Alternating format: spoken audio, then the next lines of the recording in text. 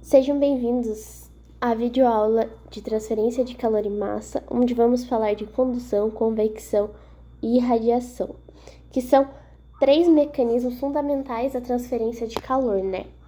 Esses mecanismos são a base de praticamente toda a engenharia térmica e aparecem em sistemas industriais, motores, trocadores de calor, isolamento térmico, processos de fabricação e muitos outros contextos. Nesta aula, vamos relacionar os conceitos teóricos com exemplos práticos da engenharia e entender como aplicar as equações principais, além de interpretar fenômenos reais. Então, antes de darmos nos mecanismos, precisamos relembrar rapidamente o que é calor. O calor é energia térmica em movimento transferida devido a uma diferença de temperatura entre dois corpos ou regiões.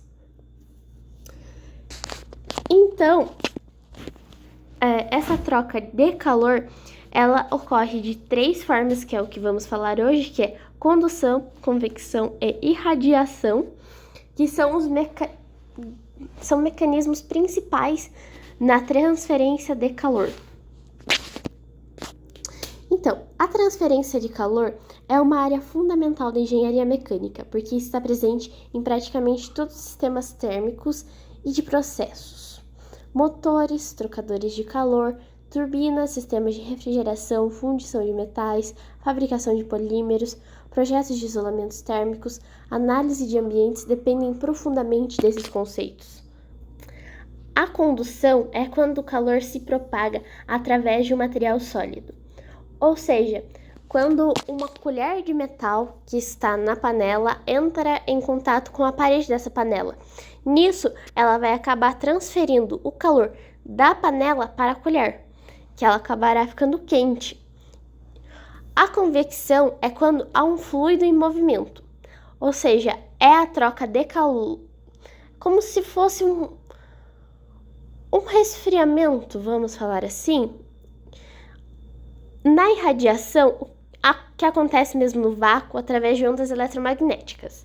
Um exemplo de irradiação que vemos no nosso dia a dia é o próprio Sol, né? Entender como o calor se desloca e como fluidos transportam massa é essencial para projetar sistemas mais eficientes, econômicos e seguros. Ou seja, se a gente não souber como que os fluidos estão e como transportam esse calor, por exemplo, um motor. Algumas partes dele, tanto internas como um virabrequim, elas acabam conduzindo calor. E se não tiver algo que resista a esse calor, pode até mesmo estragar, né? Condução de calor. A condução é o modo de transferência de calor que ocorre através de sólidos ou fluidos estacionários devido ao contato direto entre partículas. Bom, as regiões mais quentes transferem energia para regiões mais frias através do contato interno do material. O conceito matemático central é a lei de Fourier, que diz que o fluxo de calor é proporcional à área, ao gradiente de temperatura e ao coeficiente de condutividade térmica do material. Ou seja, materiais como cobre e alumínio conduzem calor muito bem, enquanto materiais cerâmicos, madeiras e espumas são excelentes isolantes e impedem essa condução.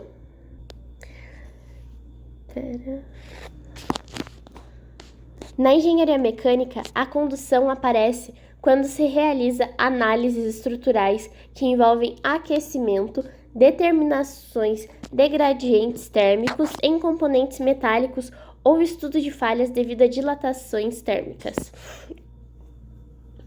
Alguns exemplos importantes são as aletas de dissipadores térmicos, onde o calor gerado pelo motor ou por componentes eletrônicos precisa espalhar ao longo da aleta, e isso ocorre por condução.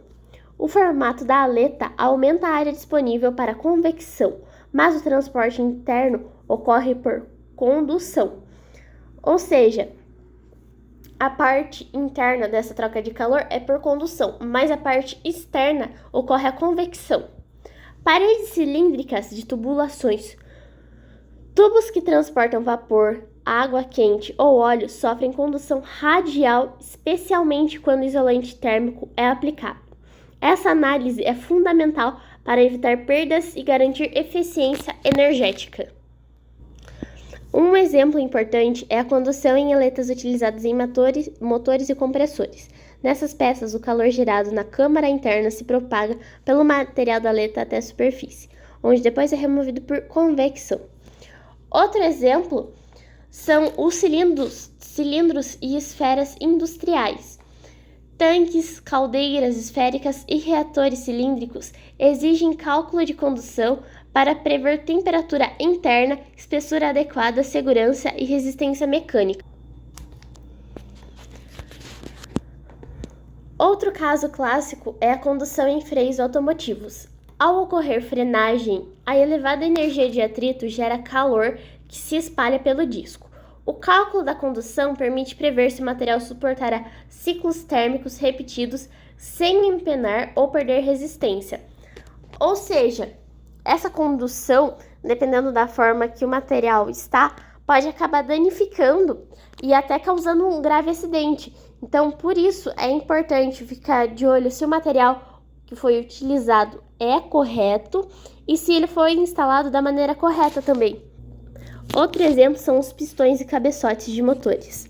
A alta temperatura da combustão se conduz pelos metais do pistão e do cabeçote até atingir as regiões refrigeradas.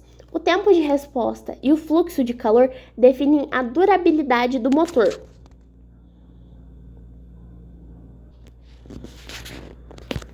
Tubulações industriais também são avaliadas quando a condução, especialmente quando transportam fluidos quentes como vapor ou óleo térmico. Saber a taxa de combustão permite definir o isolamento térmico necessário para reduzir perdas energéticas.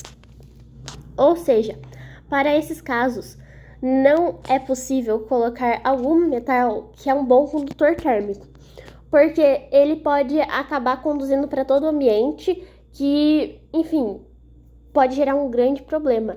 Então, nesses casos, são ideais utilizar metais que são isolantes térmicos. Em muitos casos, a temperatura varia com o tempo. Esse fenômeno é chamado de condução transiente. Ele ocorre, por exemplo, quando um motor é ligado e começa a aquecer, um bloco metálico é mergulhado em água fria, ou quando uma chapa recém-soldada se resfria. A análise transiente permite prever quanto tempo o sistema leva para atingir o equilíbrio térmico ou para alcançar uma temperatura segura. Aqui são dois exemplos de como ocorre a condução, que é dessa parede sólida para outro lugar, né? Como eu dei o exemplo da panela com a colher, onde a panela que está no fogo e a colher de metal encosta na parede dessa panela e ela acaba sendo conduzida, né? O calor acaba sendo conduzido para essa colher, a colher acaba ficando quente, enfim. E o outro exemplo também é um exemplo dessa condução do calor, de como ele funciona. E agora vamos para convecção de calor. A convecção envolve o transporte simultâneo de calor e movimento do fluido. Ela pode ser natural, o fluido se move por diferença de densidade ou forçada. Bomba ou ventilador induzem o movimento. Na engenharia mecânica, quase todos os processos de remoção de calor dependem da convecção, ou seja, a convecção é um fenômeno de transporte de energia essencial dentro da engenharia mecânica. Ela sempre envolve dois processos simultâneos: condução, ocorrendo na camada de fluido que encosta no sólido, ou movimento do fluido, que carrega essa energia para longe. O parâmetro mais relevante para caracterizar esse fenômeno é o coeficiente convectivo H, que depende do tipo de escoamento, viscosidade, velocidade do fluido, rugosidade da superfície e diferença de temperatura. Um exemplo clássico é o sistema de arrefecimento de motores automotivos. A convecção forçada ocorre quando a bomba circula o fluido pelo bloco do motor e pelo radiador, retirando o calor interno e liberando para o ambiente com auxílio do ventilador.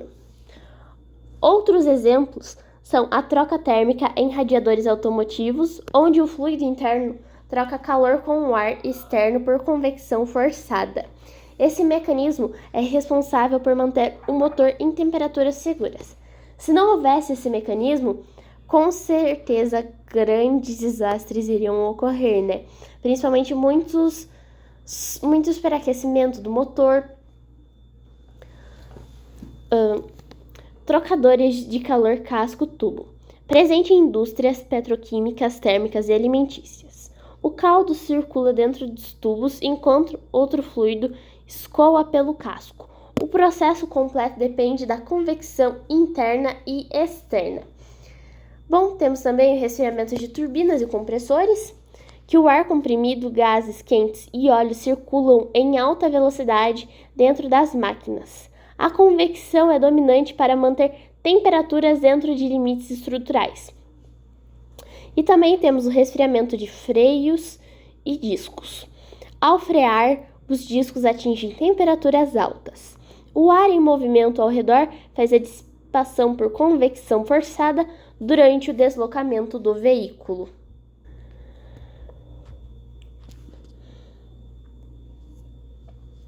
Agora, vamos falar sobre a convecção em trocadores de calor industrial. Bom, como evaporadores e condensadores, a convecção nos lados do fluido quente e frio determina a eficiência global do equipamento. Nesses equipamentos, a eficiência do processo depende de como o fluxo do fluido quente e do fluido frio ocorre. Quanto mais turbulento for o escoamento, maior será a taxa de troca de calor. E isso significa menor tamanho de equipamento, menor custo e menor consumo energético. Até mesmo a simples tubulação exposta ao ar envolve convecção. O ar em contato com a superfície se aquece, sobe e é substituído por ar mais frio. Esse processo ocorre espontaneamente e é chamado de convecção natural. Outro exemplo relevante é a convecção natural em superfícies metálicas exposta ao ar quente. Uma tubulação de vapor sem isolamento irradia calor, mas também aquece o ar ao redor, gerando correntes naturais que removem energia. A modelagem da convecção ajuda a estimar perdas e planejar sistemas de proteção térmica. Agora a gente vai fazer uma comparação entre a convecção natural e a convecção forçada. A convecção natural é um movimento que acontece devido às diferenças de densidade. Por exemplo, o ar quente subindo em um motor gerando correntes de ar espontânea. Já a convecção forçada é um movimento que é induzido por ventiladores, bombas, compressores ou pelo próprio escoamento da máquina. Um exemplo clássico é o radiador de um carro, onde uma ventoinha força ar através das aletas para aumentar o transporte de calor. Aqui temos dois exemplos de convecção, que é a brisa do mar e a panela fervendo a água, né? Mas, além disso, a gente vai falar da lei de resfriamento de Newton, que é um conceito essencial dentro da convecção, que descreve como a taxa da perda de calor depende do coeficiente convectivo e da diferença de temperatura entre o sólido e o fluido. Essa equação é aplicada quando analisamos o resfriamento das peças recém-fabricadas, o comportamento térmico de superfícies expostas ao ar e o desempenho de sistemas de resfriamento de componentes mecânicos. Agora vamos para o nosso terceiro tópico, que é a irradiação. Irradiação térmica. A irradiação térmica é a transferência de energia térmica por ondas eletromagnéticas, não exigindo contato físico nem meio material. Em engenharia mecânica, a radiação térmica se torna relevante em altas temperaturas ou em superfícies expostas ao fogo, chamas, fornos ou processos de aquecimento por radiação. Ou seja, esse meio de transferência de calor, ele não precisa de matéria para se propagar. Ele se propaga através de ondas eletromagnéticas, principalmente na faixa do infravermelho. Todos os corpos com temperatura acima do zero absoluto emitem energia continuamente. Quanto maior a temperatura, maior é a intensidade dessa emissão. O conceito essencial aqui é o da emissividade, que representa a capacidade do material de emitir e absorver radiação térmica. Superfícies escuras e rugosas têm alta emissividade. Superfícies polidas e metálicas têm emissividade muito baixa. Um exemplo frequente é o cálculo de radiação em fornos de tratamento térmico, onde peças metálicas recebem calor principalmente por radiação emitida pelas paredes cerâmicas incandescentes. Turbinas e câmaras de combustão também envolvem radiação intensa devido aos gases superaquecidos. Agora vamos citar alguns casos práticos que são importantes. Motores e superfícies quentes irradiando calor para o ambiente. Mesmo sem contato direto e mesmo sem movimento do ar, superfícies quentes de motores, cabeçotes e coletores irradiam calor continuamente. O forno industrial. O aquecimento por radiação domina em temperatura acima de 700 graus Celsius. A maior parte da energia que chega às peças vem do brilho térmico da câmara interna. Trocadores radioativos. Presentes em indústrias que trabalham com altas temperaturas, onde a radiação supera a convecção e a condução. E a refrigeração de componentes no espaço. Satélites e equipamentos de alta altitude dependem exclusivamente da irradiação para perder calor, já que não há ar para conduzir ou convectar. Ou seja, no espaço, a irradiação é essencial para que esses equipamentos percam o calor, porque senão eles podem acabar se danificando, porque lá não tem oxigênio. No setor automotivo, a radiação é importante para a análise térmica de escapamentos, catalisadores e coletores que irradiam calor para componentes adjacentes. Ou seja, é necessário que aconteça, essa análise através da radiação para que acidentes com gases que são nocivos à camada de ozônio não ocorram, principalmente no Brasil, que tem um alto índice de caminhões andando por toda a região. Já na engenharia de refrigeração, a radiação solar sobre superfícies é usada para estimar carga térmica de ambientes e justificar o dimensionamento de condicionadores de ar. Aqui temos dois exemplos de radiação, que é a luz solar e uma simples lâmpada, que também pode emitir radiação. E além disso que a gente falou, vou falar um pouco também sobre a equação de Stefan-Boltzmann. A transferência de calor por irradiação é descrita pela lei de Stefan-Boltzmann, que relaciona a energia emitida por uma superfície com sua temperatura elevada à quarta potência. A dependência com T4 deixa claro como a irradiação se torna dominante em temperaturas elevadas. Por isso, os fornos e caldeiras irradiam intensamente. Agora nós vamos fazer uma análise da combinação dos modos de transferência. Em sistemas reais, normalmente os 3 modos de transferência acontecem ao mesmo tempo. Um motor a combustão, por exemplo, envolve irradiação vinda da câmara de combustão, condução através do bloco metálico e convecção forçada pelo fluido refrigerante. Outros modelos que podemos comparar são a condução Em trocadores de calor, o calor conduz através das paredes metálicas e se mistura com convecção intensa dos fluidos de cada lado. Compreender essa interação permite projetar sistemas mais seguros, aumentar o rendimento térmico de equipamentos e reduzir custos operacionais. Antes de falar um pouco dos exemplos reais integrados à engenharia mecânica, eu gostaria de fazer uma comparação entre esses mecanismos. Bom, a condução ela é dominante em materiais sólidos e parados. A convecção domina sempre o que há fluido em movimento. Já a irradiação domina quando as temperaturas são muito altas ou quando não existe fluido, como no vácuo.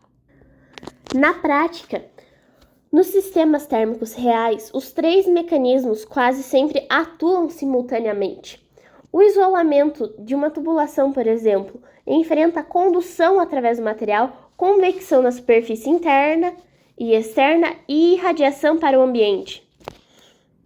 Agora vamos falar de exemplos reais integrados na engenharia mecânica. Em turbinas a gás, as palhetas sofrem condução interna intensa, convecção do ar de refrigeração e irradiação vinda da chama. Outros exemplos em uma usina termoelétrica, o vapor quente atravessa tubulações, onde a condução domina internamente, a convecção ocorre no escoamento e a irradiação ocorre nas partes expostas da instalação. Em motores a combustão, aquece as partes internas que transferem calor por condução para o bloco. Depois, a água ou o óleo circulante remove esse calor por convecção, enquanto a superfície externa libera energia adicional.